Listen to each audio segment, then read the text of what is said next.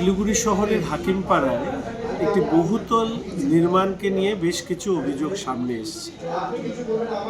ইতিমধ্যে এই বহুতলের মালিক রাস্তার উপর দিয়ে একটি লোহার ব্রিজ তৈরি করা নিয়ে বিতর্ক দানা বাঁধার পরে আমি সেখানে যাই এবং সেখানকার মানুষজনের অনেকেই অভিযোগ করেছেন যে এই বহুতল নির্মাণটি বেআইনিভাবে হচ্ছে।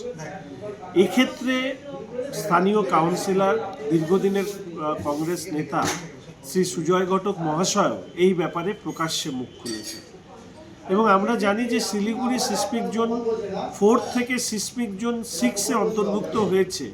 ফলে এই ধরনের বহুতল নির্মাণ এবং এত গভীর বেসমেন্ট নির্মাণ করবার মধ্যে দিয়ে যে বিল্ডিংয়ের কাজ শুরু হয়েছে সেটা আইনসঙ্গত কিনা সেটা দেখবার জন্য একটি এক্সপার্ট কমিটি নিয়োগ করা হোক এবং তাদের রিপোর্টের ভিত্তিতে উপরেই এই নির্মাণ সামনের দিকে এগিয়ে নিয়ে যাওয়া হোক এবং যতক্ষণ না পর্যন্ত এক্সপার্ট কমিটি এই ব্যাপারে নির্দিষ্টভাবে রিপোর্ট দিচ্ছেন ততক্ষণ পর্যন্ত এই কাজ বন্ধ রাখার অনুরোধ করে আজকে আমি Siliguri commissioner, Siliguri municipal corporation তাকে চিঠি দিয়েছি।